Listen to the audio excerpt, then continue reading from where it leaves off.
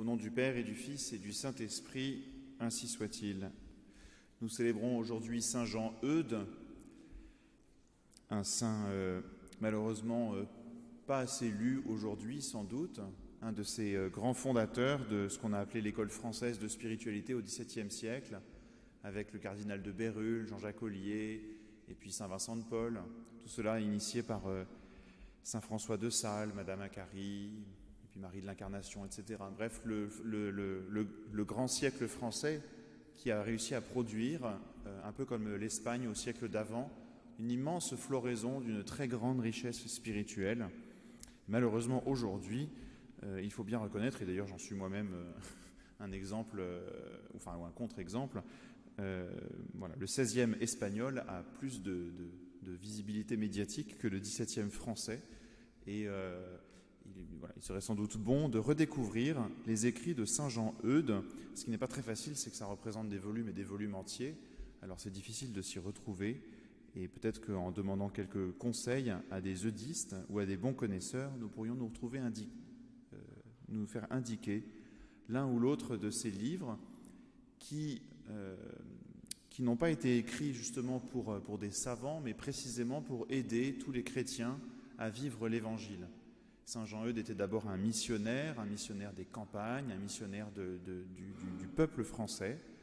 Il s'est attaché à rendre l'Évangile accessible, visible, et à ce que tous les chrétiens puissent concrètement mettre en œuvre les commandements du Seigneur et vivre de sa vie. Il était très sensible au thème du royaume du Christ, du royaume de Dieu, non pas au sens d'un avènement politique cocardier, mais au fait que le Christ vient établir sa seigneurie dans nos vies. Et il vient établir un nouveau monde dans chacun de nos cœurs. Le cœur, précisément, c'est l'un des mots-clés de la théologie, de la spiritualité de Saint Jean Eudes, qui a, comme l'oraison, la collecte vient de le rappeler, qui a répandu le culte du cœur de Jésus et de Marie.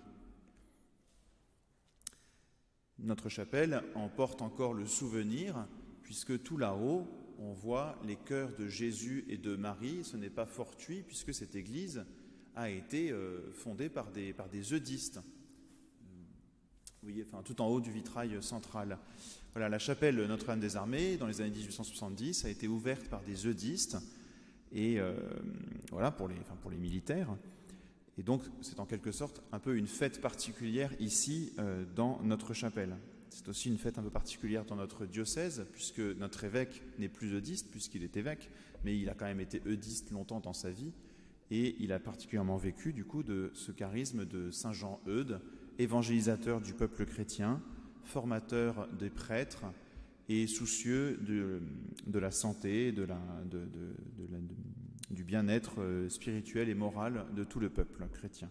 Alors confions-nous à Saint Jean Eudes, notamment par une prière et une dévotion au cœur immaculé de Marie et au cœur de Jésus, pour apprendre à établir toujours plus le royaume du Christ dans nos vies, pour que l'Évangile fasse chair en nos vies et que nous devenions, comme on dira aussi dans l'école française de spiritualité, comme un prolongement de l'humanité du Christ dans chacune de nos vies, et qu'ainsi, en nous voyant, le peuple qui nous entoure puisse voir comme un prolongement du Verbe incarné et accueillir le royaume du Christ ici-bas.